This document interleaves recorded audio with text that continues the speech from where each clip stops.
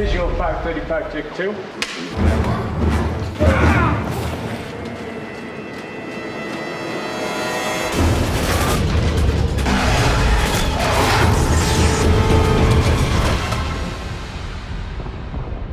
If you shoot a romantic comedy or something like that, pretty much what you shot is what you get, and you know what you have like 4 weeks into post-production. And action. One of the coolest things about this is you won't know what kind of movie you have until maybe 2 weeks before it opens. The design of the film and David's view of the worlds meant that no terrestrial location worked as a location to shoot in. So therefore, everything was built. Obviously, there's a limitation to how much can be built by the art department, and so our job was to add extensions to that world. There's a planet in the movie called Crematoria, and David described in the script a planet that swings from 700 degrees centigrade during the day and minus 300 degrees C at night. If I owned this place in hell, I'd rent this place out and live in hell. We started talking about what the atmospherics would be on the world, and we came up with a visual effects design where at a certain amount of temperature, the supercharged air would render itself as a wall of fire that travels across the planet's surface. We described this as the VTF, which means visible thermal front. That's some sunrise. 356, take 6. And action. Several passes were shot, live action passes of this miniature set, which we then put together so that we get the correct lighting and atmospheric look. A lot of that was done with matte painting, background extensions, CG extensions, integrating steam elements into that. Peter Chang was a very enthusiastic leader. He was the one who had the tiger claws, and everything had to be tiger claws coming at us. Everything had to be angrier, and so he kept giving us these great emotions that made our effects characters in the movie. And cut. At the end of Crematoria, one of the characters of the Purifier walks out into the supercharged heat and disintegrates. We started off by shooting a green screen element of the actor performing on set. We take over the character at a certain point and he becomes a 3D replication of the actor's performance that we can then take and texture all of the burning skin and flesh and clothing. We described the burning as steel wool that burns really quickly with lots of highlights within the sort of embers, and they did a fantastic render, lots of really good shaders to convey that decay as the character walks deeper and deeper.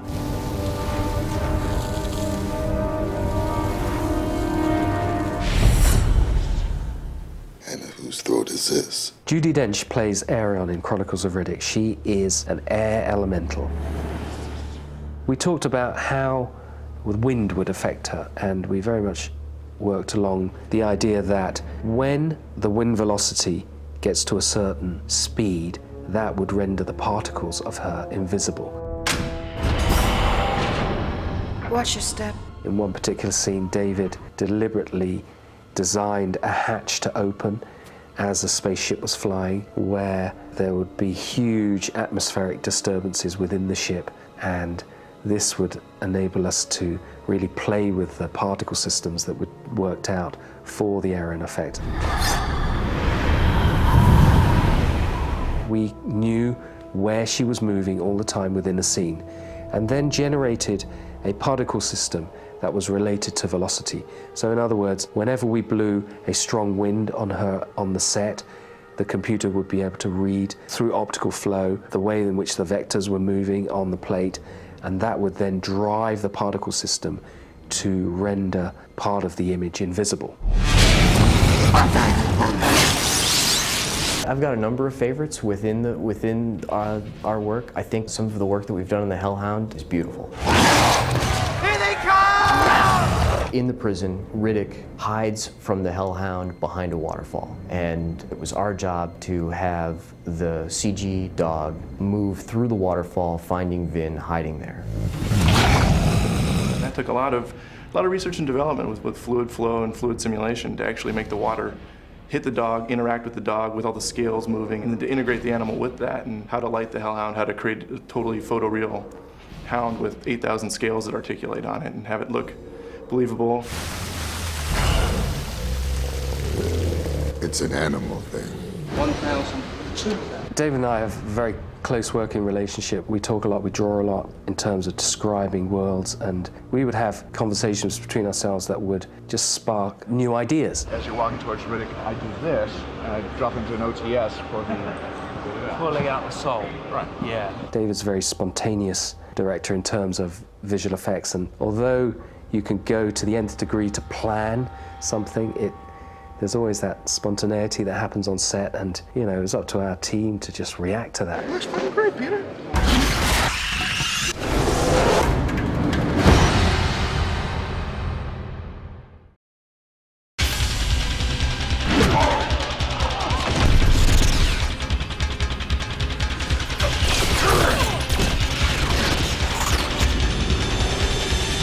I'd like to say that we had all this envisioned when we were making Pitch Black 4 or 5 years ago, but that truly isn't the case. Though we learned from our mistakes, and now we are very concerned with understanding where this series of films is going from this point forward. What Pitch Black was is it introduced you to the Riddick character as the anti-hero and a couple of characters who come back in this. But what was interesting about this is that we hadn't really defined the world. We got a good understanding of who Riddick is. We know what we can expect from him. But where is he from and what universe does he live in? We've got many worlds in the Chronicles of Riddick, and that's one of the things that helps separate it from, you know, the Pitch Black. Pitch Black was one world, one situation. But now we break out into almost a multiverse of worlds. And one of those hero worlds that we deal with is called Helion Prime. And when the Necromongers come to town, this is the first planet they want to take out. It is also the location of New Mecca, which was, if you remember from the first Pitch Black, which is where Imam was headed.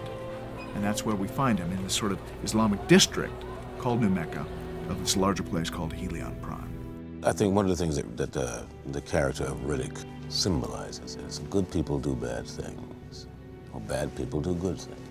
Lots of people begin to act out the persona that other people lay on them. I think Riddick is one of those kind of people. I think Imam is a strong character. I think he's got very strong beliefs, but he's a family man. He's got a very interesting parental feel that comes across. Imam has always been sort of the spiritual core for us. He represents, you know, probably the good side of religion, because Riddick is a guy who has always struggled with his faith, and his brief encounters with Imam help show him that there may be room in his life for some kind of spirituality. I believe that most religions stem from a philosophy about a way of life. Here's a man who does that. He lives what he talks about, which is fantastic. The blade comes off and the bounty comes off. This is Arian, an envoy from the elemental race. She means you no harm. The character Arion was specifically created for Judy Dench. Action. Arion is a mysterious character for us. She has certain secrets that she lets out only when she needs to let them out. So a very mysterious character. I think very well grounded by how we've cast her, Judy Dench, Dame Judy Dench. I think she's quite mischievous. You're not sure whether this person is for good or bad, but I think you never should be quite absolutely sure as whose side she's on. If you cut my throat, I'll not be able to rescind the offer that brought you here. I'm terribly flattered that somebody of Vin's age, for instance, wants me to be in his picture, David Toohey. I'm very, very flattered. I have to tell you, for years I've been talking about the fact that the actor I wanted to work with most was Judy Dench. And acting with Vin Diesel. That's pretty impressive in my family. Necromon. It is the name that will convert or kill every last human life.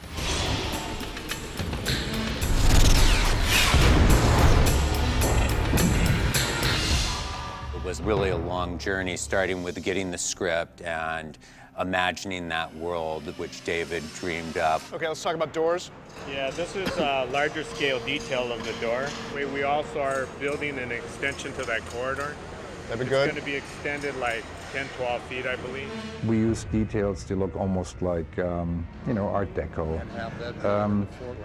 So just a combination how you put them together on one building and how you put lots of buildings together to create a city feeling, which it is, a street feeling. People doing what they do, they walk, they have shops, they need to eat, they need to drink, they need pottery or what have you, or high-tech equipment. So all this is not new, it is more how you put it together. We started by referencing a lot of the great Islamic architecture, you know, kind of that Moorish influence, and then we wanted to add a sci-fi element too. If you look at you know, most of the facades, you will see some elements of older buildings, like for example the facade of Imam's house over here has an old stone facade with old wooden shutters and so on, but then the rest of the house is fairly new. The work that was put into this production is fantastic. It looks like a street. It looks like a Meccan street. The costume concepts that I did, you know, I wanted to have that old flair with the new. I, being a novice to the genre, all I knew is that I didn't want it to look like a costume, and the Helions were the nice people. That's kind of the box that I work in. They said, don't think of it as sci-fi. But that was really a good release, because when you don't think of it as sci-fi, you could go to any place you want, so you make it all up.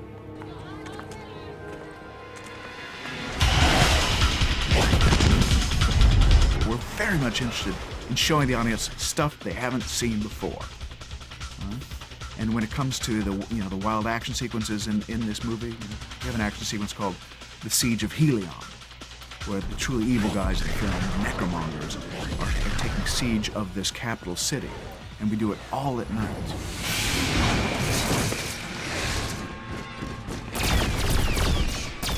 When the battle starts against the necromongers, I thought it might be cool if we were to see some Helion soldiers that were very decorative, almost like they were the ceremonial guard, and they've called up everybody to fight these guys, but of course nothing works. You know, they get spanked.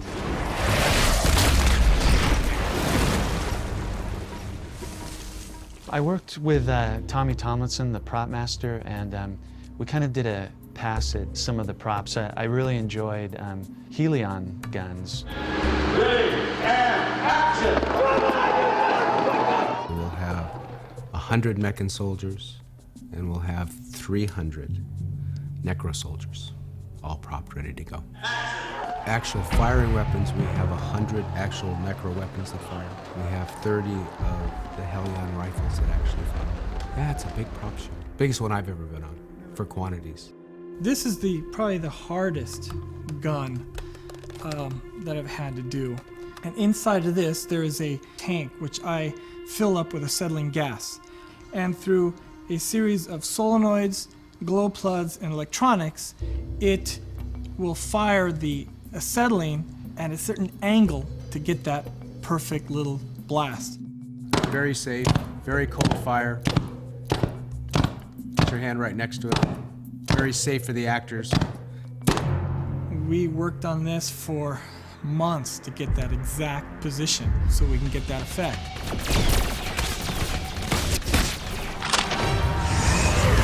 Roll video. Action, Josh. My name is Ian Hunter. We are in charge of doing all the miniature sequences for Chronicles of Riddick. In this case, what we're building is a miniature street of the planet Helion, which is where much of the action takes place. Within the movie, our hero is being chased by the bad guys, who are necromongers, in a ship called the Sarcophagus. Riddick's trying to escape it when we have some missile hits that inflict damage on the ship, causing the ship to nose into the street, and it looks like it's going to take our hero out when, miraculously, of course, it flips over into a building, explodes. We now have a situation where we are actually tilting the camera at the same time the ship is flipping, and we have to actually line the camera up with a figure on the top of the ship, which happens to be the director of the movie. So David Toohey now is going to have himself emblazoned on the top of the spaceship. So what we've done is we've built a miniature street of Helion, and we've built a miniature of the Sarcophagus spaceship, We've then built a flying rig, which is over our heads, that pulls the ship along, suspended over the street. We've constructed a pit within the street. We're then putting a very thin breakaway plaster shell on top of that, which represents the paving. We're then going to put individual tiles on top of that shell. So the hope is that when the ship penetrates the street, it'll break the paving, send the tiles flying, send the underlaying dirt up, and then, of course, mechanically, we're going to then flip it and have it fly, do an endo over our camera, and miraculously save the hero. All right, guys, everybody set. This is picture right now. Hey, if this thing cuts free, you guys are in harm's way. Say again. Go!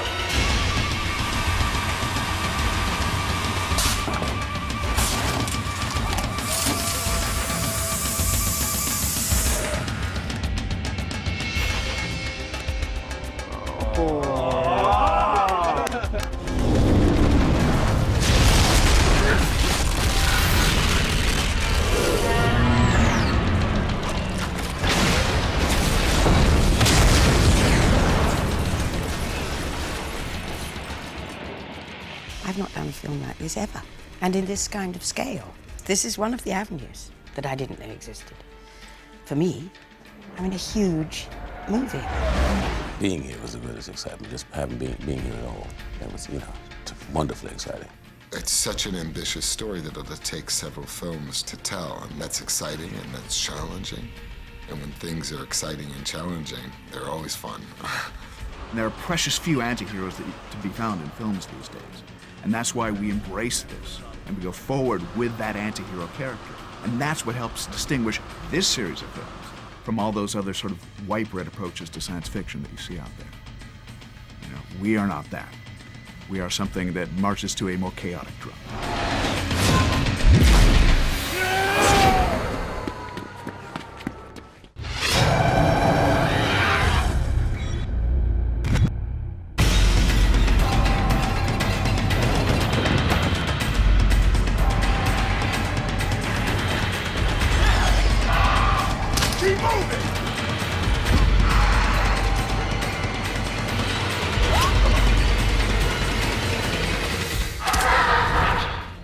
Right from the very beginning, I remember shooting Pitch Black, and I remember thinking, there is some place to go with this character. The possibilities of exploring Riddick's world just kept haunting me.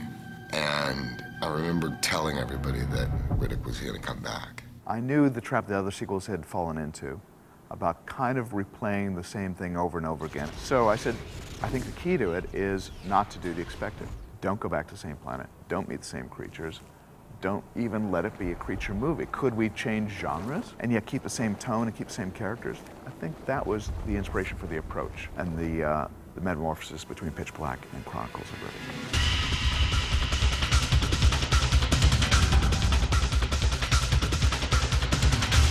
Once I was done shooting XXX, I'd look into the mirror and I would see Riddick looking back at me.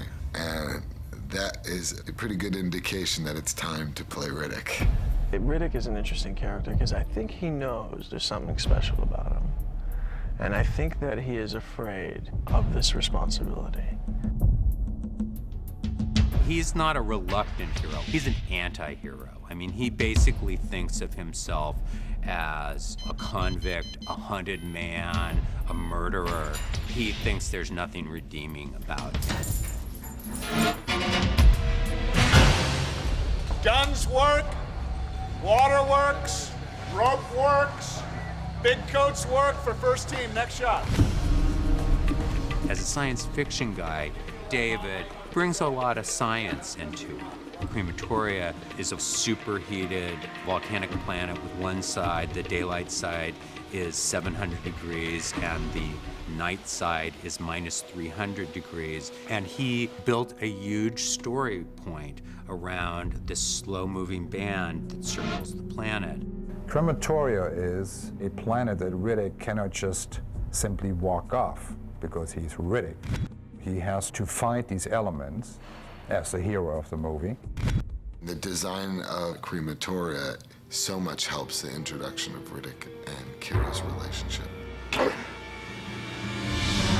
then you gotta get sent to a slam. One where they tell you you'll never see daylight again? Only there wasn't any doctor here who could shine my eyes, not even for 20 menthol cools. Was there anything you said that was true? So you have to look now for all these different elements that you want to put together to create a feeling that is not from this world. We are in crematorium, which is a lava, rock, very extreme kind of planet that has our slam prison. So using familiar elements, but trying to put them together in a certain way that you create in this really harsh environment. It's kind of unusual to develop something like this from scratch, where you're dreaming up worlds and universes. You're lucky you have 6'3". I'm really enamored of pre-production, that rare halcyon time when anything is possible. And I'm coupled with a great team of concept artists who also think that anything is possible. On to crematoria, guys. We started basically planning the movie in Los Angeles. We had a long period of think tanking at the beginning. I was then hiring more and more people, obviously starting with illustrators, just to develop a visual concept.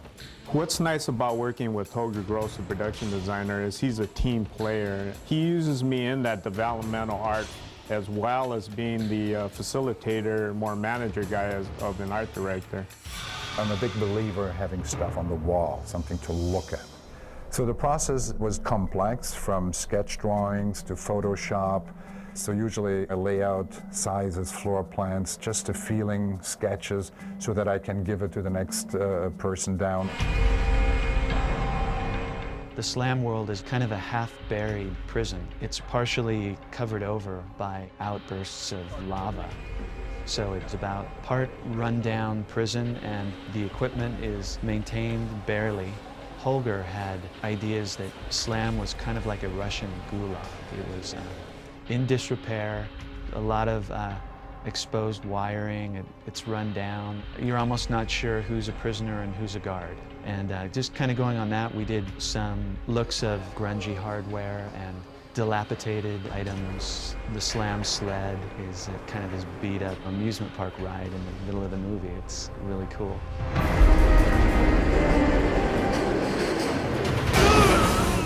Four-way split!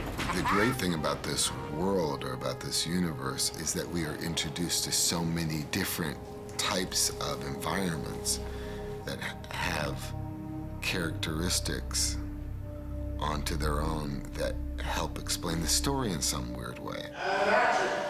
Respect when it's warranted. David really didn't want a terrestrial look, so we chose to do this all on stage, which means we have these huge sets, which create a real environment for actors to work in. I can't even tell you how many sets we have. Crematoria is 200 feet wide by over 260, 70 feet long.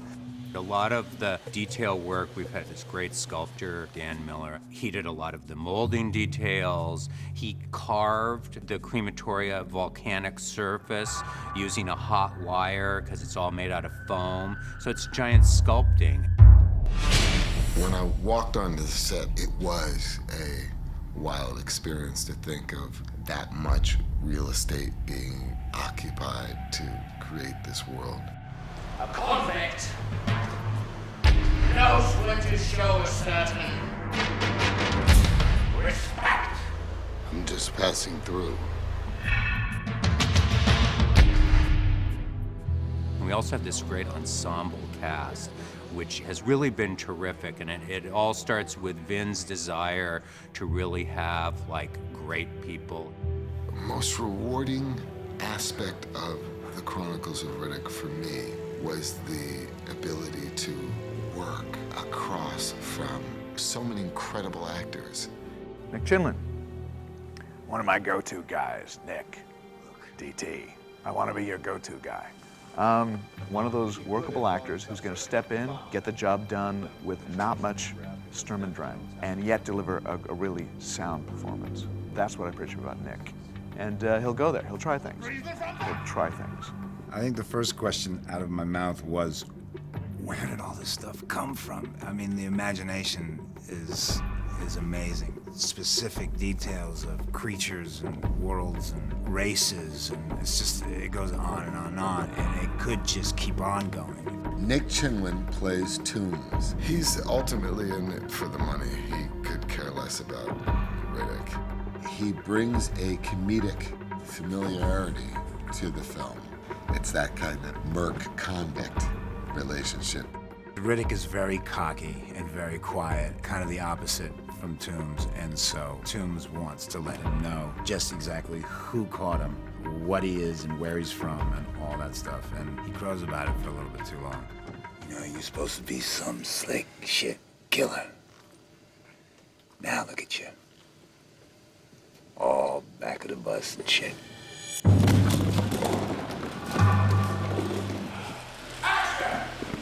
Alexa Davalos is amazing as Kira. I couldn't even call her Alexa. After our first meeting, I referred to her as Kira from then on. I feel like I've been so blessed with this part because there's so many layers to her. She's got an enormous, almost a fog that doesn't see the joy in things, and yet there are those little tiny moments where you see she's really still a kid, you know, and she's got her quirky moments. The character as written was very tough, yet she has such a natural sympathy. A lot of the other actresses I read had a lot of a toughness to them, could do that part of it well, but didn't have the other side. And I never really saw myself in this kind of role prior to this, and have this immense physicality. I never really thought of myself that way, or even really being able to do it. It was a huge challenge for me. Yeah, Alexa's awesome. She's game to do all her own stunts. She's crazy like that. She did all the fighting. She did a flip on the wire and kick people and fall down and get roughed up. And when you look at her, she's so pretty and delicate. She's a young girl. She's not that way once we put her in her element. The stunt team is just mind-blowing. So phenomenal. Bob Brown and Brad Allen has so much patience with me. She was chomping at the bit and wanted to fly and wanted to fight. And she'd be there at midnight if we asked her to come and train. She kicked ass in it, to say the least. She did a really good job. I'm surprised I'm still standing. The name's Kira now, and I'm a new animal. Get his ass kicked! Sitting down and talking to these fight coordinators, these incredible fight coordinators. One of the things that I tried to convey was that Riddick is a very grounded fighter. So we created this very savage-like fighting style that I think is sick. Action! 3, 2, 1, go! It evolved and evolved and evolved because we were trying to create something new here, even though we had wire-assisted fights and not just a bunch of flipping and twisting for no reason. But we started with Kali, which is a real pretty Filipino knife fighting form, but involving acrobatic stuff, a little bit of the wire work, a little bit of wrestling. This is one serious knife right here. It's gonna kill a lot of people.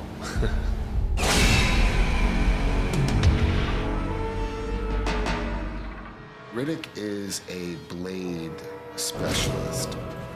He has spent many years in the confines of a prison that would only allow him a shiv or the resources to make a blade. I'll kill you with my teacup. That's what he's been training with. That's his area of expertise. So seeing a blade in Riddick's hand is a scary thought. Remember that favorite game of yours? Who's the better killer? Let's play. Vin is quite the athlete. I'm trying to think of a stunt he didn't do on this movie. Vin is physically so great. When you're doing an action thing, he can actually do the stunt and be staying in character, and we get to see it.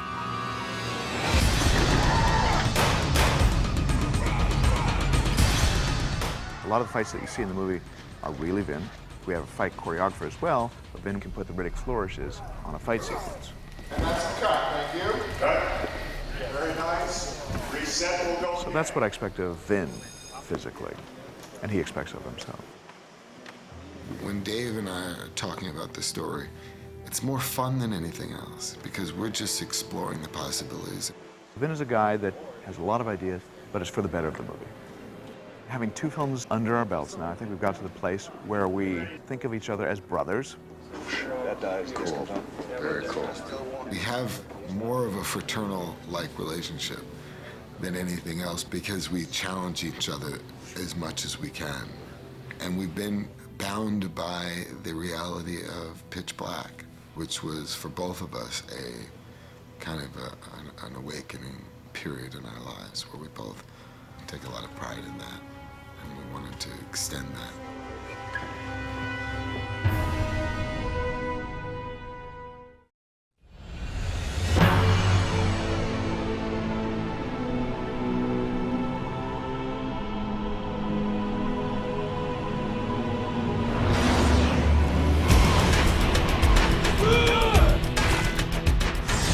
We're the Necros.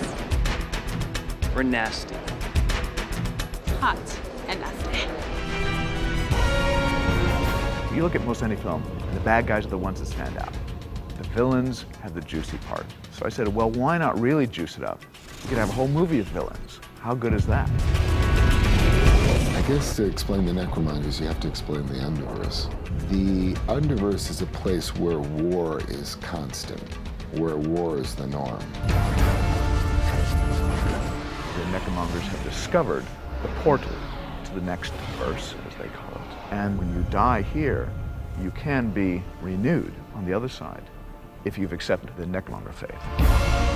Convert now, or fall forever. This is the 6th regime of Necromongers, and they're coming to the conclusion of eliminating the tribes of man throughout the universe.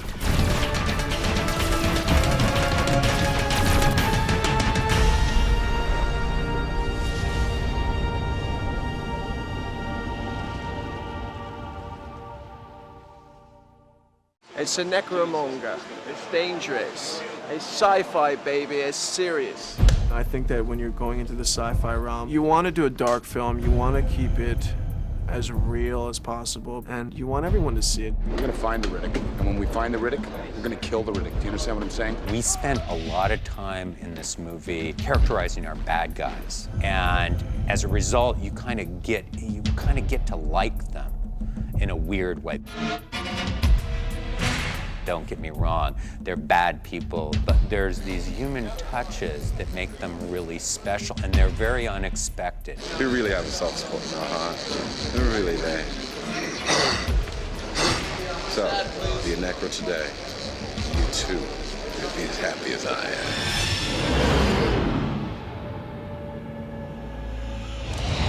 am. It's just not enough for me to portray them as a singular group of villains. I want to get in there and see who is whom to each other. I want to know the differences between these guys. I want to see the infighting and the backstabbing and the palace intrigue. I don't see the Lord Marshal as an evil man. He's not. He's a warrior priest. He's Marcus Aurelius, an inspired, enlightened emperor. Let's go replenish the ranks. He was given X territory. His job is to go to Y. This is the Lord Marshal's big dance number. He trails down with his cape here, just comes right out, sings "Luck Be a Lady Tonight." And action camera. Lord Marshal is an extremely confident character, and there are very few actors I've met that are as confident as Calampior. I'm gonna go down and kick some serious Helion ass. I mean, I'm not. I'm gonna send Vaco, but, you know, the music will swell when I smile gleefully. It's been a long time since I've seen my own blood. Cut. David wrote a wonderful script that I could see instantly off the page. I know exactly what he wants. He's very specific. He doesn't mess around. There is not a phrase extra. So it gives you the impression that he's going to want this biblically reproduced, where in fact nothing could be further from the truth. He'll come to us, and where I think the lines are very, very precise, he'll say, you know what, I've got about 3 alternates. Do you think you could take those on board before we go? Because I just had other ideas, and what you were doing gave me another idea. Have you any other ideas? Column is sort of a throwback to film actors of old, or to stage actors. I'm here to service the text and help you tell your story as best I can. Where does he come from? Who are his people? These are the things I need to know.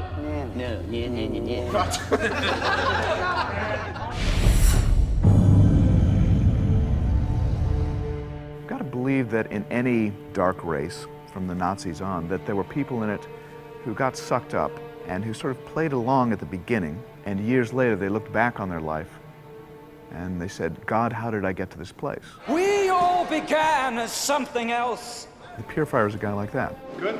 He's the bishop to the king, he's the clerical figure, he's, you know, the initiator, converter, the purifier. Purification meaning taking away pain. Converts. They learn how one pain can lessen another. There was a kind of zealot in the purifier that allowed him to go this far into it, and he became a very austere cleric, if you like, and a master over pain, and went a long way into it. So these are all things that I created in order to make it real for me to live with and play. Action! Linus has a tough job. He's got a lot of explaining to do in the movie, and yet he does it with a real clarity, a real dispatch, and he helped me deepen the character, the pathos of the character. So this is your chance. Your chance to do what no man has ever done. Linus has one really good ad-lib in the story, and this is him deepening the character for me and for us. The line is, I've done such unspeakable things. In the name of a faith that was never my own, was never my own.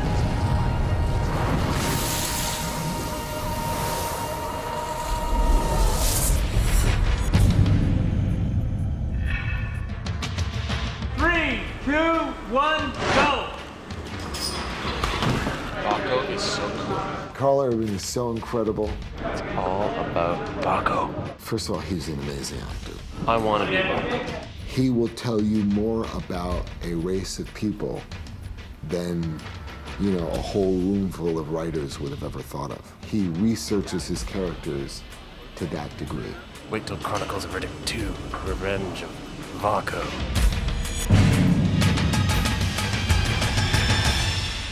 I was immediately drawn to the dilemma of the character and the interesting dynamics and situations that he was in. Forgive me. And 3, 2, 1, action! I had a lot of good candidates for Baco. A lot of good actors wanted to play the role. But I was really convinced when he started to go through the makeup tests and he shaved his head down on the side. Good as gold. And he started to armor up, and it reminded me of what actors do, real actors do, is they disguise themselves in the role. Baco's goals and his aspirations are simply to serve the faith as best as he can in order to achieve his goal of exiting this universe and claiming his rightful position in the Underverse. Obedience without question, loyalty till Underverse come. His personal backstory is that I got sucked up when I was 6 years old, and I've never questioned it up until now at the age of 30. But my Achilles heel is that I married a beautiful woman who has ambition, and like Lady Macbeth before her, has enough ambition for them both.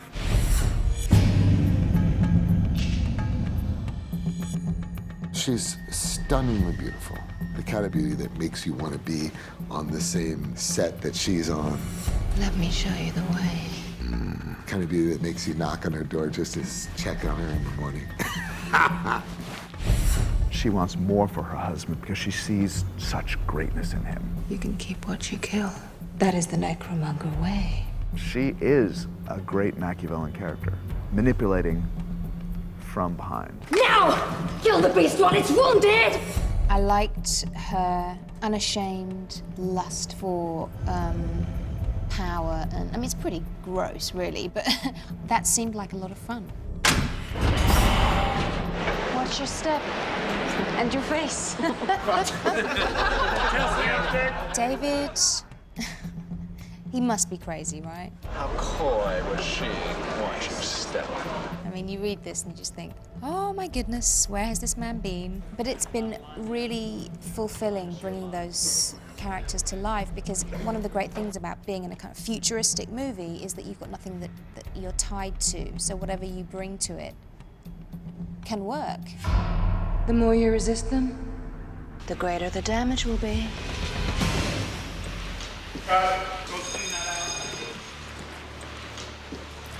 This is an opportunity to create almost an entire world. What really exists here that we can tangibly touch, sit on, and feel, and smell, and live in is real. I'm convinced that it adds a valuable layer to an actor's performance. You walk in and you're forced to inhabit the space.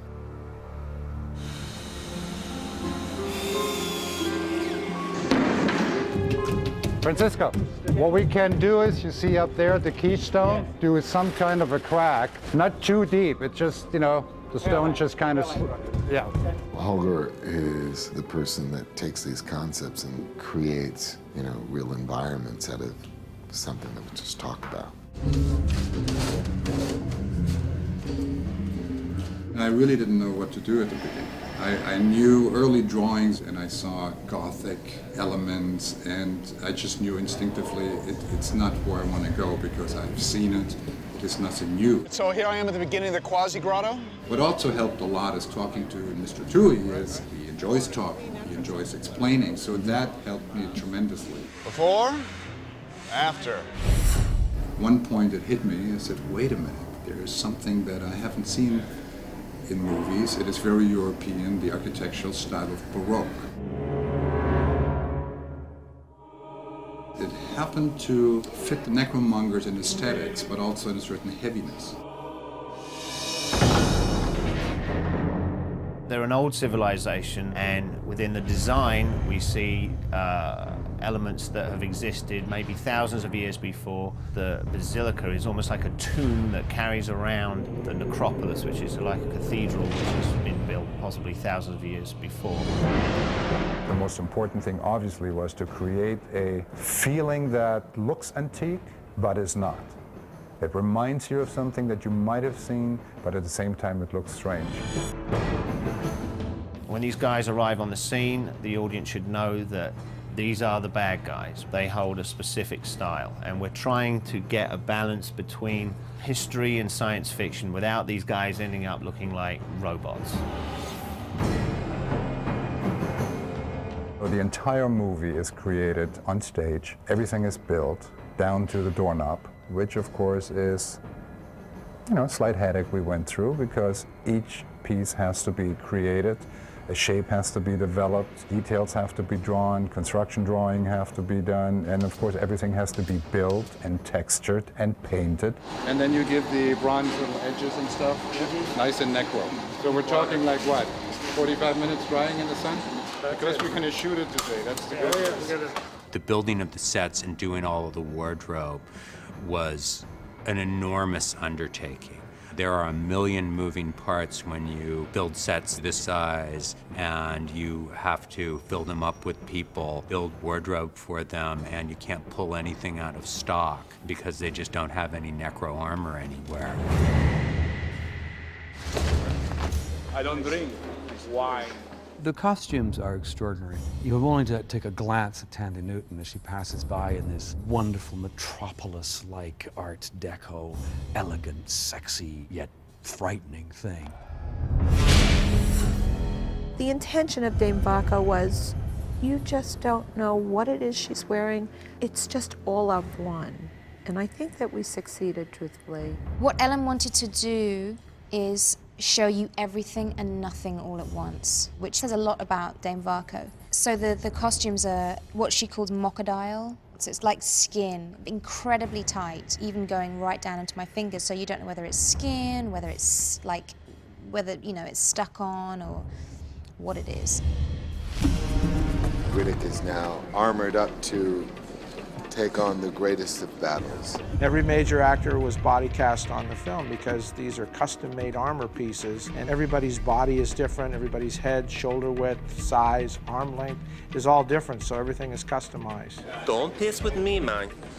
I might take a souvenir from you know what I'm saying? The secret is to be able to keep it light enough and believable enough so the actors can wear it. Actually, real armor weighs about 75 pounds. Ours weighs about 28 pounds. We get the maneuverability, we can do stunts, and that the actors can wear it for a reasonable amount of time before we have to pull them out of it. This is the finale of the film. Alexa's character has transformed from her earlier self into The Necro. I love challenges, and I saw this as a remarkable challenge. So Vin's traveling, so we'll go in and add all our little bits. It was a huge film with endless possibilities for the makeup department. I think the Quasis are probably our wildest look in the film. Well, you know, I like long walks in the park.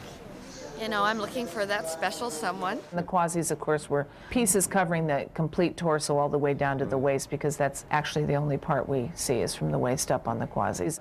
We met off the internet. We had 10 makeup artists for 5 Quasis who would take an average of 4 hours to do full body prosthetics. Then they were put in their pods and covered in a sheer sort of gauzy black material that was soaked in a wet goo.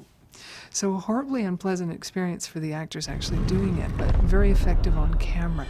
We've entered the Riddick. Ready and fire! It is a theme of design that carries through all the way into their nicely curved pistols and guns. They do have a Baroque feeling. At the same time, they have details of machinery. Oh, look, it's making noises. I think it's going to explode. Their ships, their design also has this grade of ornamentation going down to the fighters, which are designed to look almost like hammers and anvils, you know. If they don't shoot something down, they'll ram it. It's just about force. Their weapons are gravity-based, which is a whole new idea. So they're not ballistic, they're not laser beams, they move gravity, and that's how their ships move, and that's kind of why they are such a powerful, conquering army. And when you think of these necromongers as having projectile weapons, guns and missiles and what have you, and the necromongers still choose to use axes and war picks and daggers. There's a reason for that. They can keep the kill if it's done in hand-to-hand combat. One of the most important things was to try to be original and to try to play with a different spin on mythology. You keep what you kill. It's so crazy to create a mythology, because you either take modern day or present day and say, okay, well, here they believe in God or they don't believe in God, or you create a whole new mythology. You can keep what you kill. Riddick is up against the might of a new dark mythology and all of the indoctrination that's inherent in that. So it's no small enemy that we give him in this movie. You keep what you kill. I just wanted to try to give the audience unexpectedly good characters in a science fiction film. You keep what you kill. You keep what you kill. The secret to getting kicked in the head? Well, apparently it's remembering what you did the first time. I have no memory of this. And imagining the headache you're gonna have afterwards. I wish I was kidding. The knife in the head disturbs me for a bit, I'm off balance, and then whack, I get the kick in the head. But I could have done it by myself. Really? I could kill myself like this. You don't need anybody actually to hit you. See, look. First team's on set, as quiet as we can, please. Okay, guys. 3, 2, 1, and action. And let him out. When I become the Lord of the Universe 500 years from now, remind me to design some comfortable armor. I'm Vin Diesel. I am going to show you the sets of the Chronicles of Riddick. So follow me. 2 mercs up front, 2 mercs in back. Riddick strapped along here in chains, probably the most expensive prisoner. This is New Mecca. This is where it begins. I mean, look at this. Look at the texture, look at the detail. Everything is so overwhelming. All the sets have been, this whole entire set has been used so effectively to create this world. Throughout these streets, we've seen explosions, we've seen New Meccans fight with necromongers, and these huge fights and battles take place in these streets. Now I'm going to show you Crematoria, which is a slam. It's an underground prison that houses criminals that are the harshest of criminals. And once we bust out of that control room, we then have to run all across the crematoria. It gets so hot up here that everything burns to lava. Fun stuff. Okay. I'm now taking you into the Basilica. This is where the final showdown happens. This is the throne for Lord Marshal, a title more so than a name. Very important throne. Remember, this throne plays a very important part of our story. These statues represent previous Lord Marshals. You'll see necros filling these corridors, filling this mezzanine. It's going to be overflowing with necros. You're going to get a sense like, what the hell is Riddick going to do in a situation like this? I'm going to take you to a place called the Quasi Grotto, which no one ever gets to see. Let me see if anyone's home. A lot of things happen here. These are the shells that the quasi-deads live in. They are able to read thoughts. All of these 5 quasis fold out and start to mind probe Riddick. This set rocks. Home run. I'm freezing. I'm already freezing. Come on, guys. The UV planet is a frost-bitten planet. Riddick has been living there for 5 years. All the craftsmen that came together to create this world, all the detail. But look at this, man. Well, this is the movies. I'm Vin Diesel. Thanks for joining us on this tour of the set of Chronicles of Riddick. I've got no dealings with necromongers. In my opinion, they're all bad for business. Them and their bullshit beliefs. Seen their ships? Their conquest icons? 2,000 feet of bad sculpture. Screw setting up shop on some planet. You never know when one of those things is gonna drop in your backyard. For my money, a merc ship's the safest place to get some shut-eye.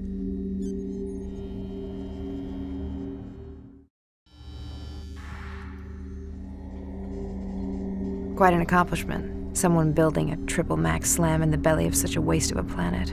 No dropship allowed within 20 kilometers. No escapes on record. Trick now is to try to stay alive. You're gonna have to try harder to get a jump on me. Mercs did it once, and these slam guards keep trying. What most call hell, I call home.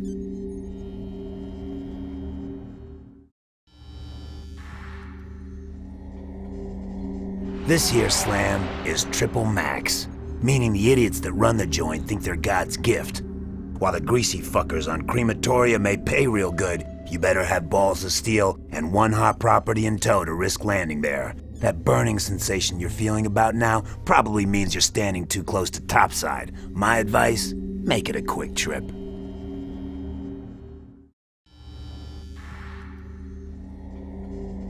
In every conflict, it is the ambassadors of neutrality whose opinion matters most.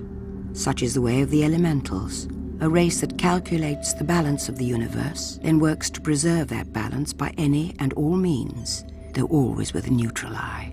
Devotees of Plato, they embody the 5 elements of the universe: earth, water, fire, ether, and air.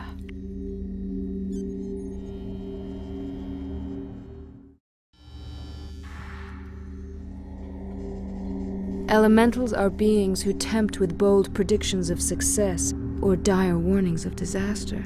For most, their counsel does little else but promote false hope and invisible messiahs. And even though they speak of neutrality, I would warn that I have yet to meet an elemental without an agenda.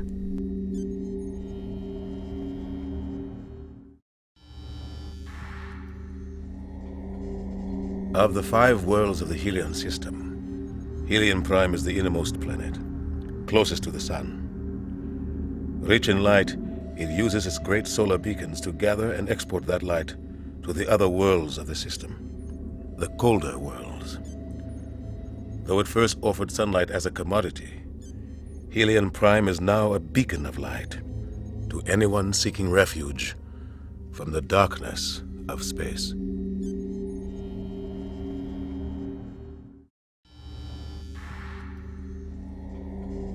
If the cold doesn't bite into you and make you bleed, the hairy-ass monsters on this planet sure will. They call it Planet UV, because even the sun can barely stand the weather. It's the last place I'd go looking for most cons, and I've been to plenty of shithole planets in my day. But if the bounty is high and the intel is solid, well, I guess I'd go just about anywhere.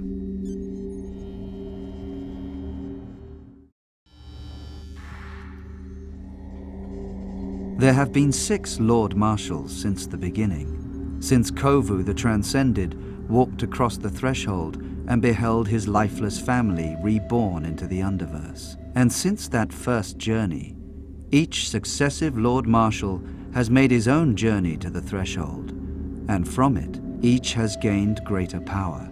They are the half-dead.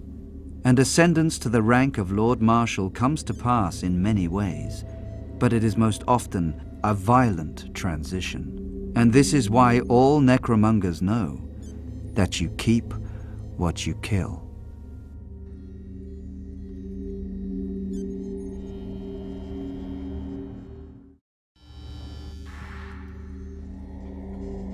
Not since the Crusades on Earth has such damage been done by theological dogma.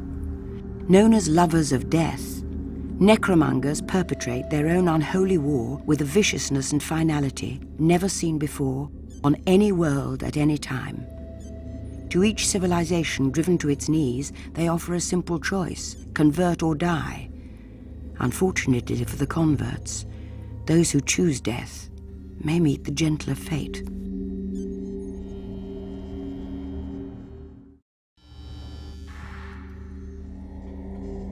All necromongers are conquered converts. Some view that conversion as a curse, some an opportunity. But this is what separates the weak from the righteous. While most converts may be satisfied with the mantle of a quarter dead, I have set my sights somewhat higher. For those who resist the necromonger way, their journey will end abruptly. For those who embrace the purification, death will come in due time.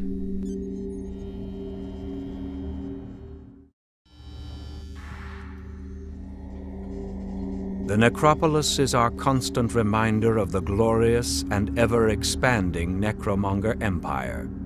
As a powerful testament to necroism, Kovu, the first Lord Marshal, erected necropolis on the tallest mountain of Asylum. But it was not until the third Lord Marshal, Nafamil the Navigator, that the structure was unearthed and entombed inside the Basilica ship, where it remains today. And so with each new world we conquer, the purified may bow before this monument to necromonger power and glory.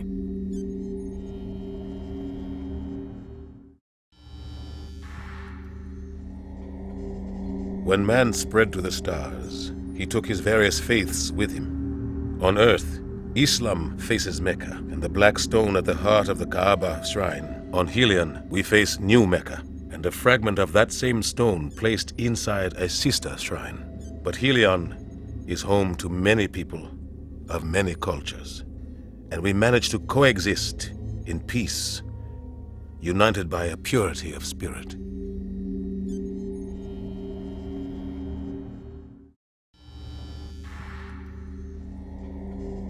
The Quasis owe their existence to Krill, our fifth Lord Marshal. These ascetics deprive themselves of virtually all nourishment, and as a result, are able to direct all power and energy to their minds.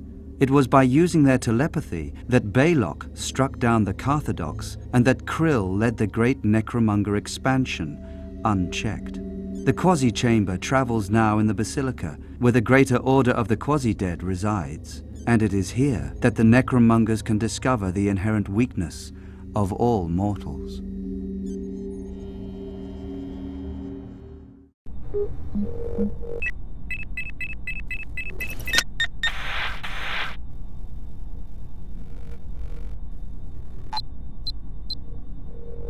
Day 1. Trucking a bag of shit to the Corvan Penal Facility. In case you're wondering why I'm all smiles, that's on account of my employer. You see, I ain't the entrepreneur in charge this time. Somebody calling the shots wants all this documented.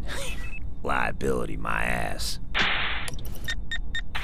2 days out. Convict in the back's named Speedo. Don't know where he got that. looks pretty fucking slow at the moment. Shut up back there! Phew.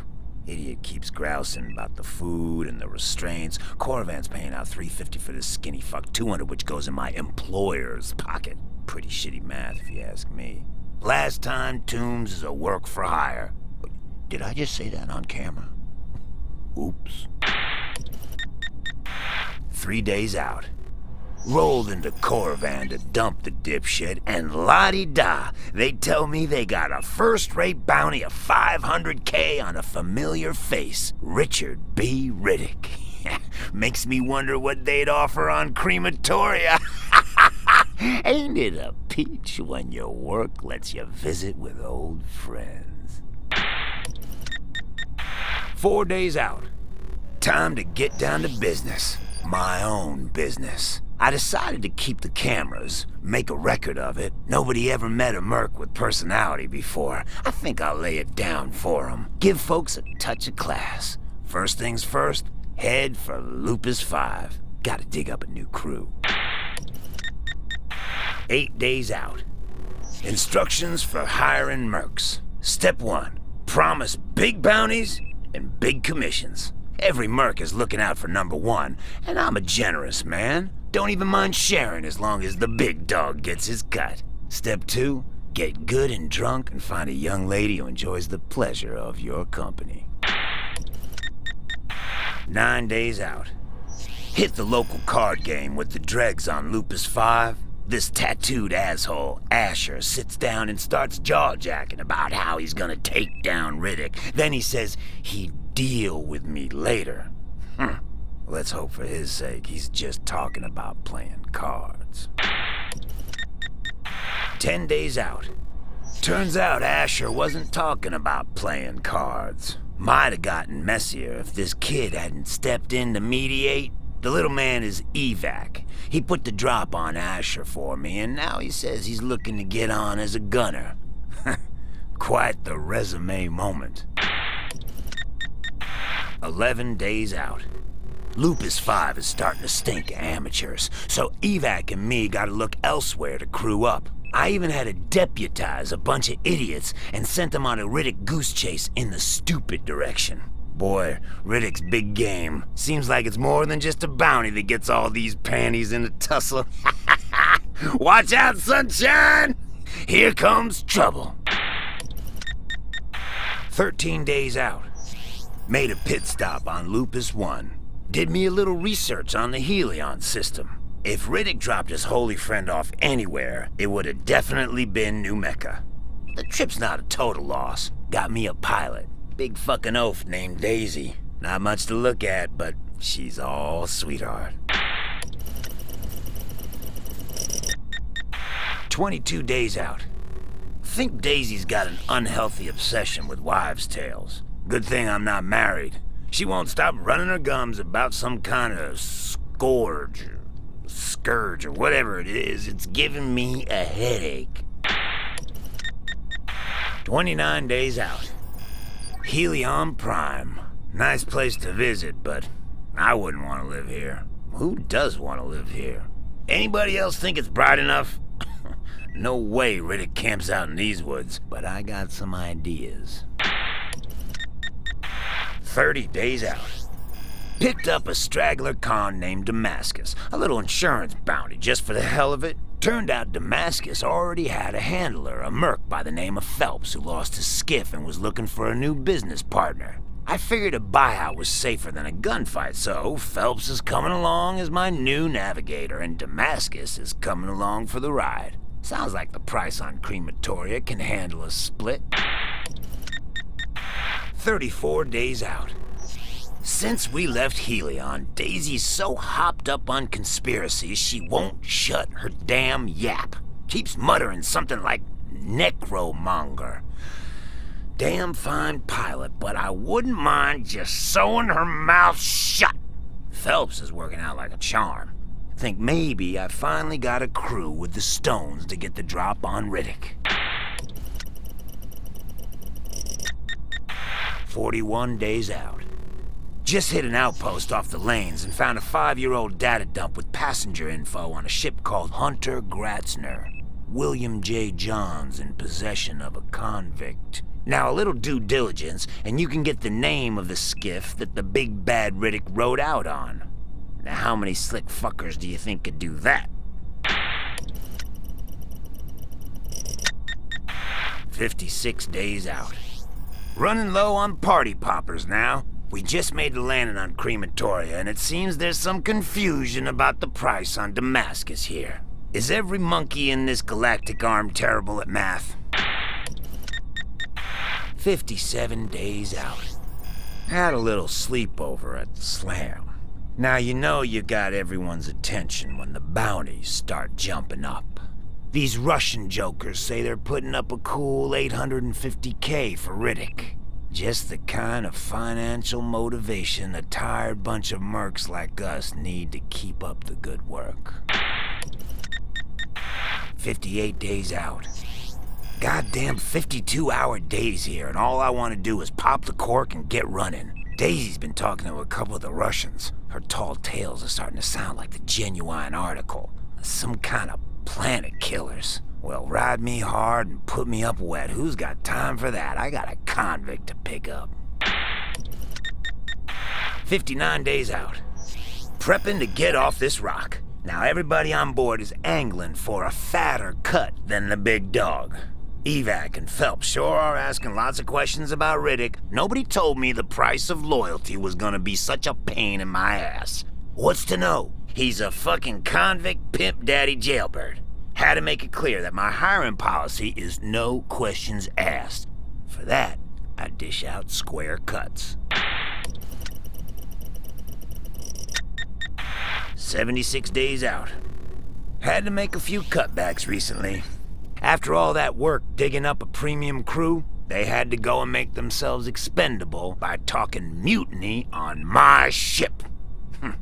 Bet they were surprised to find me and the skiff gone when they got back to the hangar. Good luck with that Terminator run. Sunburns like that never really go away. 81 days out. New hiring policy. Nothing too fancy. These guys will work out fine as long as they can draw a bead when we catch up with Riddick. Heading to the Aquila system on some granite intelligence. 83 days out. Back in the Aquilan system again. First time in a long time. 9 worlds to choose from. No need to get all dolled up. Probably won't stop for long. Aquilans aren't that chatty, so intel might be hard to come by. 84 days out. New bounty just hit the wires. Somebody'll pay 1.5 million now.